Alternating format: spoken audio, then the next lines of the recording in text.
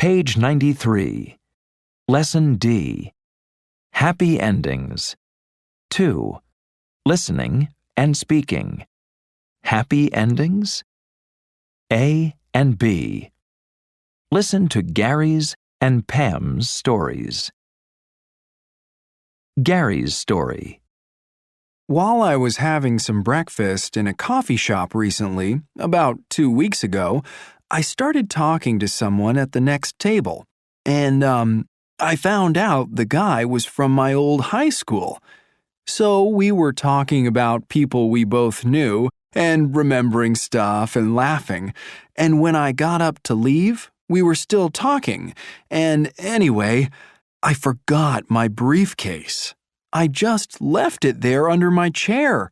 My computer and everything was in it. And I didn't realize until I got to work. And of course, I freaked.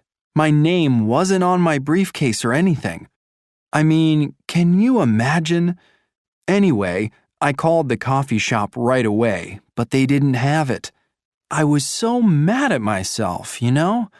Anyway, later that day, I was listening to a local radio show, the one I usually listen to at work, and my briefcase was on the lost and found announcements.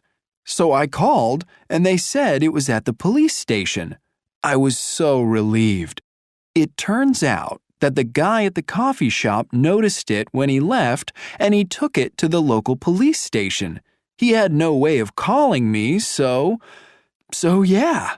He left me his number, and I called him to say thank you, and now we meet up for breakfast sometimes. Pam's story. I was going to a friend's wedding reception last weekend. It was in a beautiful old country house, and I was really looking forward to it. So I left early, about 3:30. The party was at 5, and it was a beautiful day.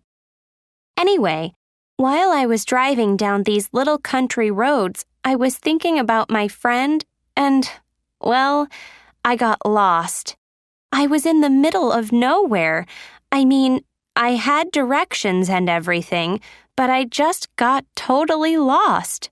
And I was thinking, why didn't I bring my GPS?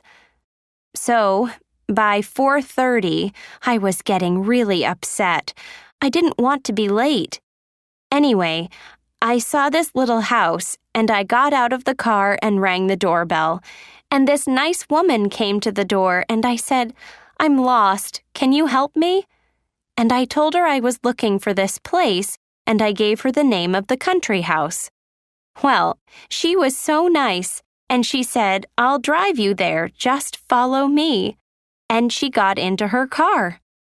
So I followed her for about 10 minutes, and we arrived at this little country hotel place. And I was thinking, this doesn't look like a place for a wedding reception. Anyway, she drove off, and I went inside. Well, it turned out it was a small country hotel with the same name, but it was totally the wrong place. I finally got to the right place, about an hour late,